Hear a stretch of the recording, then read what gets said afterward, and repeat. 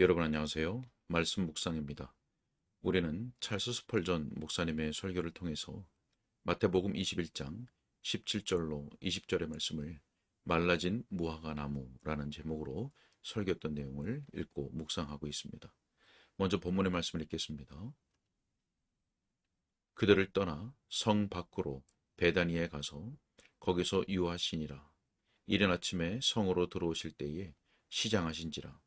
길가에서 한 무화과 나무를 보시고 그리로 가사 잎사귀밖에 아무것도 찾지 못하시고 나무에게 이르시되 이제부터 영원토록 네가 열매를 맺지 못하리라 하시니 무화과 나무가 곧 마른지라. 제자들이 보고 이상히 여겨 이르되 무화과 나무가 어찌하여 곧 말랐나이까. 아멘. 자, 우리가 바로 앞선 시간에서는 서론에 대한 내용을 읽었는데요. 자, 서론에서 스펄전 목사님은 본문의 내용을 요약적으로 또 본문의 내용이 어떠한 의미와 교훈을 담고 있는지 간략하게 설명을 했습니다. 한 줄로 요약하면 이런 것입니다. 나무가 하늘을 가릴 정도로 무성하여도 뻔뻔한 거짓말과 속임수와 기만의 열매를 맺고 있다면 나무의 가지들을 다 도끼로 잘라내는 것이 낫습니다. 네, 스펄전 목사님이 이렇게 설명을 했죠. 오늘은 설교의 첫 번째 요점을 읽고 묵상하도록 하겠습니다. 자, 첫 번째로 세상에는 열매가 없는 외향적 신앙 고백의 경우들이 있습니다. 우리가 언급하고 있는 이 경우들이 결코 드물지 않습니다. 그 경우에 해당하는 자들은 동료들보다 훨씬 더 뛰어난 모습을 보이기도 합니다. 그들의 약속은 아주 화려하고 겉으로 드러난 모습도 매우 인상적입니다. 그들은 열매가 풍성한 나무같이 보입니다. 그들에게서 몇 바구니의 무화과를 딸 수 있을 것 같은 기대감을 갖게 됩니다. 그들은 대화에서 사람들에게 상당한 인상을 줄 뿐 아니라 태도에서 깊은 감동을 주기도 합니다. 우리는 그런 사람들을 보고 시기심이 일기도 하고 그들 앞에 우리 자신이 모자라다는 생각을 갖기도 합니다. 이런 자세가 우리에게 아무런 해를 주지 못할 수도 있습니다. 그러나 외식자를 시기한다는 것은 오랜 과정 속에서 보면 반드시 우리에게 해를 주기 마련입니다. 왜냐하면 그들의 외식이 발견되면 그들의 위선뿐만 아니라 믿음 자체를 경멸하는 방향으로 나갈 수 있기 때문입니다. 모든 면에서 그렇듯하지만 실상은 그렇지 않은 사람들을 알고 있지 않습니까? 정말 생각하기도 싫습니다. 우리 자신도 그러한 사람이 아닙니까? 자, 그 사람을 보십시오. 그 사람은 믿음이 강합니다. 정말 주제 넘을 정도로 대단합니다. 소망으로 기뻐하고 있고 심지어 경박하기까지 합니다. 그는 심령으로 사랑하고 있으며 심지어는 진리에 대해서 별 관심이 없는 것처럼 말합니다. 그는 말하는데 얼마나 입심이 좋은지요. 신학적인 사색에 있어서도 대단히 깊은 모습을 보입니다. 앞으로 나아가자고 강조하는 데 있어서도 대단한 열정을 보입니다. 그런데도 불구하고 그런 사람이 거듭남으로 말미암아 하나님 나라의 백성이 된 적이 없습니다. 그는 하나님에 대해서 가르침을 받은 적이 없습니다. 복음이 말로만 그 사람에게 임한 것입니다. 그는 성령의 능력에 대해서 문외한입니다. 그런 사람들이 없습니까? 전통을 변호하면서도 행동에 있어서는 정말 이교적인 사람들이 없습니까? 입술로 고백하는 것을 삶으로는 부인하는 그런 사람들이 없습니까? 우리는 그런 사람들이 있다고 확신합니다. 모든 포도원에 잎사귀가 무성한 무화과 나무가 있습니다. 그들의 신앙 고백의 무성함으로 말미암아 다른 사람들이 기대감을 갖게 하지만 주님께 대해서는 아무런 열매를 맺지 못합니다. 자, 그런 사람들은 시절에 개의치 않는 것 같습니다. 그때는 무화과의 때가 아니었음에도 불구하고 통상적으로 익은 무화과가 있음을 나타내는 잎사귀들로 가득 덮여 있었습니다. 여러분 모두 제 자신이 자주 보았던 것을 다 잘 아시리라고 생각합니다. 무화과 나무는 잎사귀를 내기 전에 열매를 먼저 냅니다. 그 해의 이른 시기에 푸른 혹이 가지의 끝부분에 불룩하게 솟아납니다. 그것이 더 퍼져 자라면 푸른 무화과가 되는 것입니다. 그 후에 잎사귀가 납니다. 그래서 잎사귀가 완전히 나무를 덮을 때쯤 해서는 이미 무화과는 먹게 되어 있습니다. 무화과 잎이 다 자란 상태면 거기 무화과가 달려 있겠거니 하고 기대할 수 있습니다. 나무에 잎사귀가 무성하지 못하면 그 나무는 그 시절에 맞는 무화과를 전혀 맺지 못할 것입니다. 그런데 이 나무는 때가 되기 전에 잎사귀를 풍성하게 내었습니다. 다른 무화과 나무보다도 훨씬 더 무성한 모습을 보였습니다. 그러나 그것은 변종입니다. 참된 성장의 건강한 결과가 아닙니다.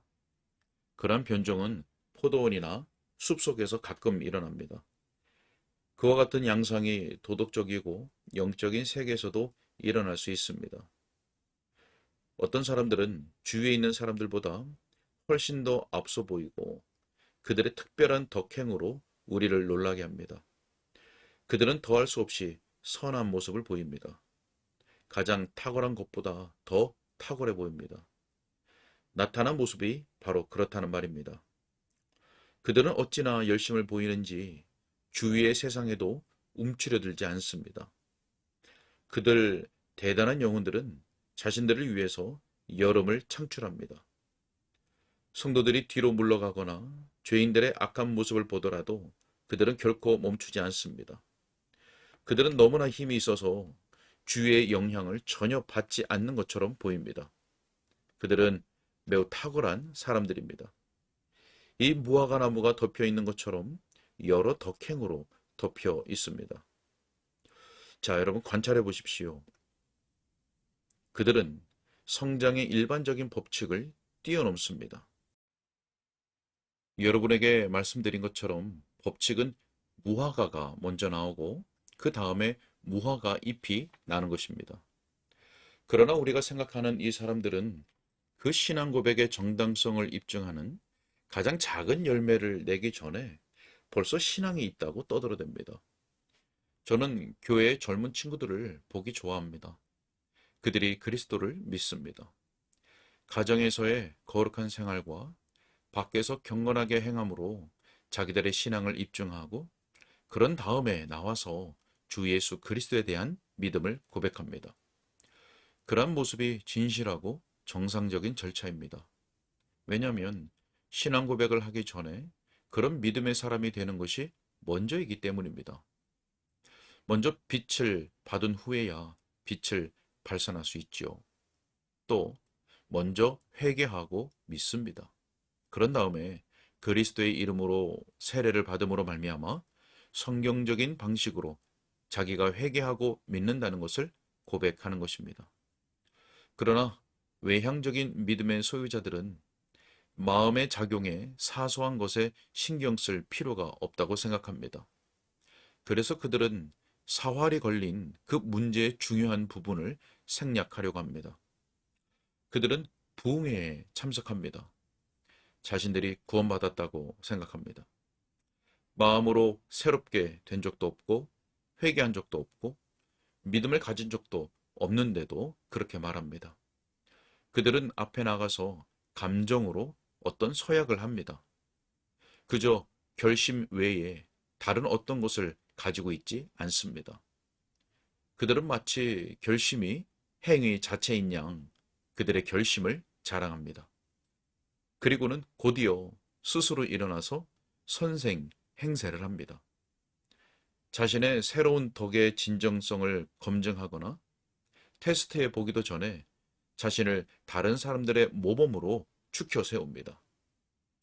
자, 저는 회심의 신속성을 반대하고 있는 것이 아닙니다. 오히려 정반대로 그럴 수만 있다면 그걸 정말 찬미하지요. 그러나 삶에서 그 열매와 증거를 보기 전에 저는 판단할 수 없습니다. 만일 행실의 변화가 아주 뚜렷하고 진실하다면 그 일이 얼마나 빨리 일어났는가에 대해서는 별로 관심을 두지 않습니다. 그러나 우리는 변화를 봐야 합니다. 사랑하는 친구 여러분, 열매를 뛰어넘고 즉시 잎사귀로 나아갈 수 있다고 생각하지 마십시오.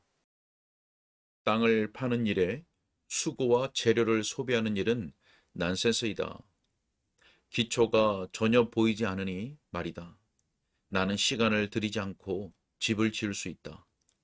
벽 4개와 지붕만 있으면 되니 그렇게 많은 시간이 걸리지 않는다 라고 말하는 건축자가 있습니까? 그런 건축자가 되지 마십시오. 그렇습니다. 그런 집이 결국 얼마나 오래 가겠습니까? 기초가 없는 빌딩을 짓는 게 무슨 가치가 있습니까? 만일 기초를 생략한다면 왜 집은 생략하지 않습니까? 오늘날 특별히 경건을 급속히 개발하기 위해서 환상적인 상태나 회의론적인 상태에 빠져 들어가는 경향이 있지 않습니까? 그런 식으로 경건을 급속하게 일으켜 봤자 경건은 밤에 일어났다가 그날 밤에 사그라지고 맙니다. 죄를 미워하고 혐오하는 각성을 무시하며 회개를 분명치 않게 하고 믿음을 하나의 본받는 것으로 생각하고 거듭나는 것을 그와 유사한 모조품으로 대치시키고 경건을 흉내내는 것쯤으로 생각하니 정말 파멸을 초래하는 태도가 아닙니까? 사랑하는 여러분, 그런 것은 아무것도 이루지 못합니다. 우리는 잎사귀가 나기 전에 먼저 무화과를 얻어야 합니다. 내가 믿는다고 생각하기 전에 행동이 먼저 나타나야 되고 세례받기 전에 믿음이 있어야 되며 교회와 연합하기 전에 먼저 그리스도와 연합하는 일이 있어야 됩니다. 자연의 순리 과정을 뛰어넘을 수는 없습니다. 은혜의 과정들을 생략할 수 없습니다. 그렇지 않으면 열매 없이 잎사귀만 무성하여 치료할 길이 없는 저주에 빠질 수밖에 없습니다. 자, 이 사람들은 보통 다른 사람들의 눈을 현혹시킵니다. 마가에 따르면 우리 주님께서 이 나무를 멀리서 보셨다고 하였습니다. 다른 나무들은 잎사귀가 없었습니다. 따라서 예루살렘을 향해 언덕을 올라가기 시작할 때 예수님은 이 한 나무가 매우 먼 곳에 있었음에도 눈에 띄는 것을 보셨습니다. 아주 파랗게 차려입은 그 무화과 나무가 선명하게 드러나 보였습니다. 멀리서도 잘 보였던 것입니다. 베다니 성문까지 이르는 길목 가까이에 그 나무가 서 있었습니다. 그래서 길을 가는 모든 사람들이 그 나무를 쳐다보았습니다. 그래서 지나가는 사람들이 그 시절에 그 잎사귀가 그렇게 싱싱한 모습을 보면서 놀라곤 하였습니다. 신앙이 거짓되면서도 흔히 뛰어나 보이는 사람들이 있었습니다. 그들은 겸비하고 뒤로 물러설 만한 은혜를 갖고 있지 않기 때문에 그런 모습을 나타내는 것입니다. 그들은 가장 높은 방을 추구합니다. 그리고 가장 높은 위치에 올라가고 싶어 하고 자신들이 지도자가 되려고 합니다. 그들은 은밀한 곳에서 하나님과 동행하지 않습니다. 또 개인적인 경건에 거의 관심을 두지 않습니다. 그들은 그저 사람들에게 어떻게 보이느냐에 더 많은 관심을 가지고 있습니다. 그것이 그들의 약점이기도 하고 그들의 위험 요소이기도 합니다. 비록 명성을 혼자 다 차지할 수 없을지라도 그들은 명성을 탐하기 때문에 한층 더 사람들의 눈에 띕니다. 이것이 바로 전체 문제의 해악입니다. 바로 이것 때문에 그토록 많은 사람들이 그들의 영적 실패를 알게 됩니다. 그들의 죄가 주님의 이름에 더 큰 불명예를 끼칩니다. 그들의 섬김이 주님의 이름에 누를 끼칩니다. 열매 없는 나무는 성전과 통하는 큰 길가에 있는 것보다 구석에 있는 것이 훨씬 더 낫습니다. 오늘은 여기까지 읽겠습니다. 네, 오늘은 열매가 없는 외향적 신앙 고백의 경우들이 있다는 첫 번째 요점을 보았습니다. 보통 무화과 나무는 잎사귀를 내기 전에 열매를 먼저 냅니다. 그러나 본문의 무화과 나무는 잎사귀는 풍성했지만 열매가 없었던 것이죠. 자, 스펄전 목사님은 이 나무를 변종이라 이렇게 불렀습니다. 자, 이처럼 외향적인 신앙 고백은 무성하지만 열매가 없는 사람들은 동료들보다 더 뛰어난 모습을 보이기도 하고 사람들의 눈에 더 띄기도 합니다. 열매를 뛰어넘고 잎사귀로 나아갈 수 없는데도 그들은 회개와 믿음이 없었는데도 구원받았다고 생각하지요. 자, 스펄전 목사님은 은혜의 과정을 생략할 수 없다고 설명합니다. 신앙 고백의 참된 열매는 참된 회개와 믿음에서 나오게 되어 있는 것입니다.